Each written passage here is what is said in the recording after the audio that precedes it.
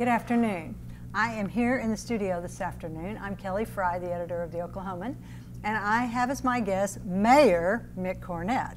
Hi. Now, we all know that Mick is running for governor, but we wanted to visit a little bit today about, he's got 12 days left. That's right. 12 days left as mayor, and so we just kind of wanted to talk on a more personal level, just to have a little bit of time here and talk about. David Holt was going to be here, but I think things are happening a lot at the Capitol, and so he needed to be out there.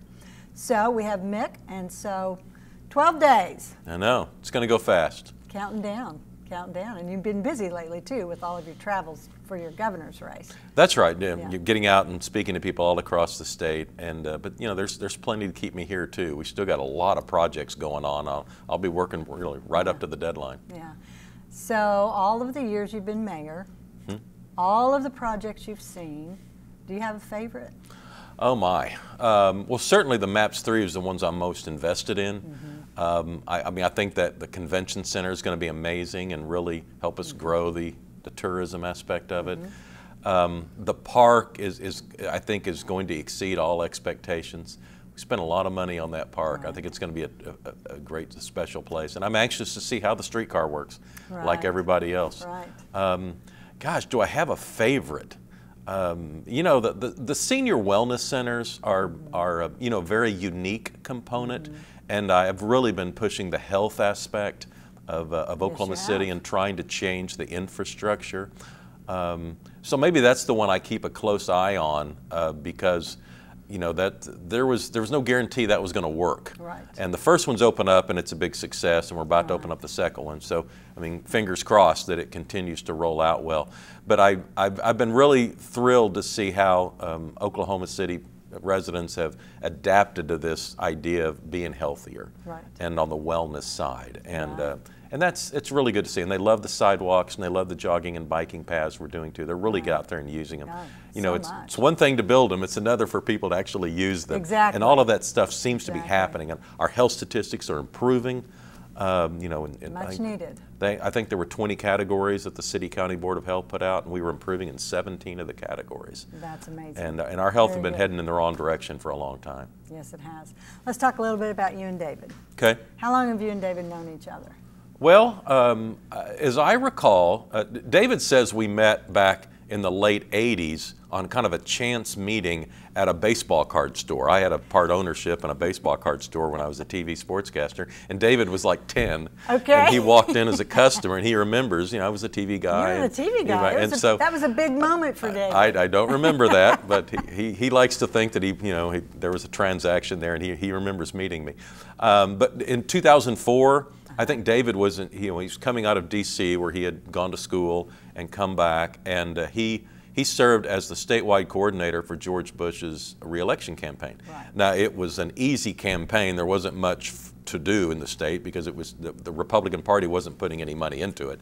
But David was nonetheless kind of the point person, and just being a Republican mayor, we crossed paths, and I remember meeting him. That was the first time I ever, you know, really talked to him or had a chance to, you know, to interact. And then you started working together. Yeah, so yeah, it was several years later that I was looking for a chief of staff, and heard David was interested, and I called him, and it was after that interview I knew he was the guy. Now, when I began the interview, I had no idea, you know, his credentials or his knowledge base, but he's a really bright, articulate guy who knows the city really well, and that was always important to me in working with the chief of staff.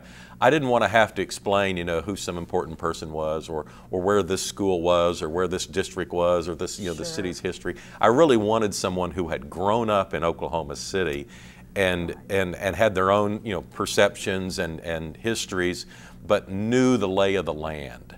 And when I saw that David fulfilled all of that, met all those expectations, and he had experience at that time. He'd worked in the White House, he'd worked in the U.S. Capitol, he'd worked for the governor, and so he had experience at all these different levels. He just didn't have experience at City Hall.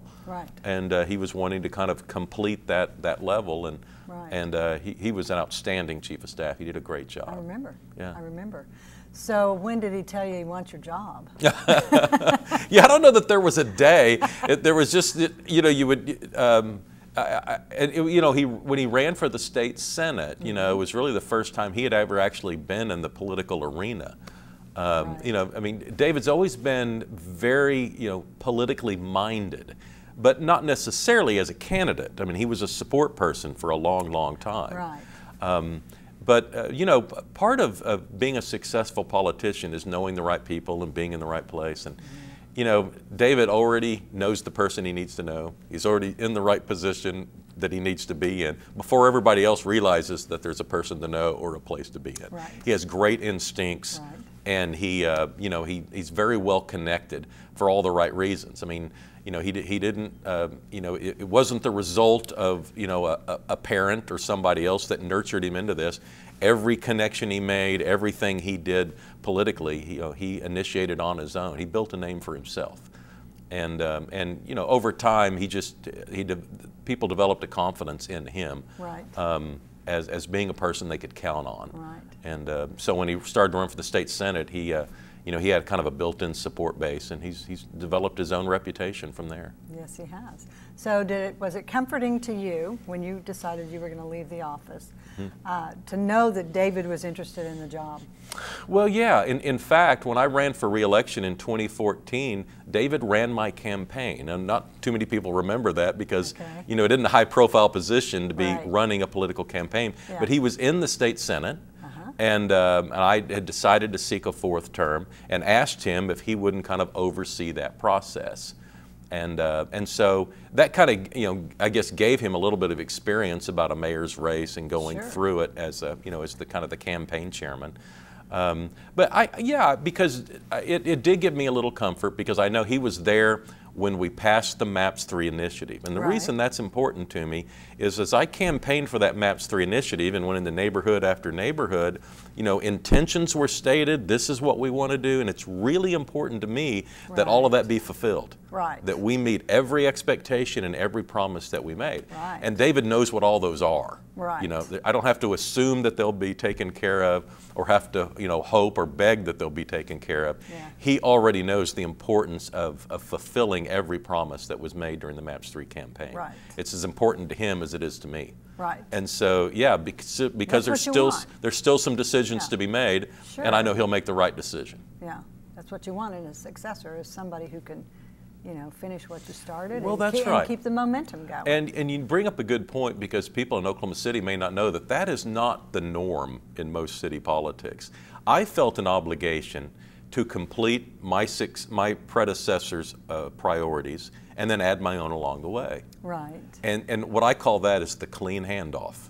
In other words, from one mayor to another mayor, not a lot changes. You just keep the same momentum going forward, and then you add your own priorities along the way. Right. And I think I had talked about that enough where David knew that, and that's kind of become the expectation in Oklahoma City.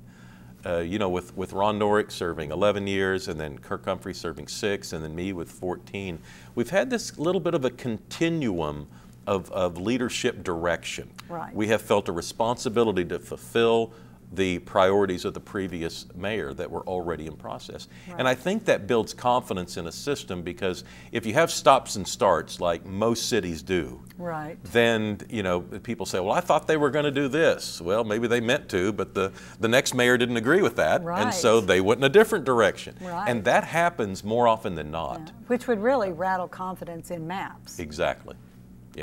Yeah, because people remember what was promised, and when it doesn't happen, that's right. They that's they right. tend to vote no. Yeah, absolutely. And we've done so much with MAPS, so we want to keep that momentum going. So on your last day, are you going to be sad? Well, it's we had the last council meeting this week, and I didn't know what that would feel like, but it kind of felt like a funeral when everybody was really? around. And here's there was food, but nobody ate at this little reception they'd set up, and it was like somebody's going away, and people didn't really know whether they should be happy or sad. There was it was kind of an emotional moment for everybody in the room, but nobody really knew what their emotion was supposed to be, including me. It was. I've enjoyed it, so much, but I also, recognize it's time to move on and to let someone else, take over and start a new direction. But yeah, I don't know. Here's the issue. Will I miss it? Not if whatever I do next is something I enjoy just as much. Right. Because people are always asking me, do you miss sportscasting? And I have to stop and think, I don't really miss it, but that's because I really like what I'm doing now. Right. But I love doing that then, Right. And so Right. whatever I do next, whether I'm successful politically or not, I just hope I have the same passion for it. And if I do, then this will be something that I enjoy doing, and that will be as well. Okay. So any parting words for David? We'll have to send it to him and let him know. At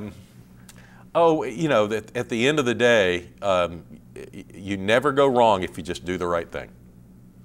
And almost every time, that's pretty clear. Sometimes people are trying to get you to do this or that, and and there's some kind of semblance that maybe you should, and then you say, you know what, at the end of the day, this is the right thing to do. And if you fall back on that and your instinct, you're going to be right almost every time. I agree, and on that note, we will close out today, and thanks so much for coming in. Well, thanks, I'm going Kelly. to call you Mayor Mick one last Okay, time. for 12 more days. Okay, thank you.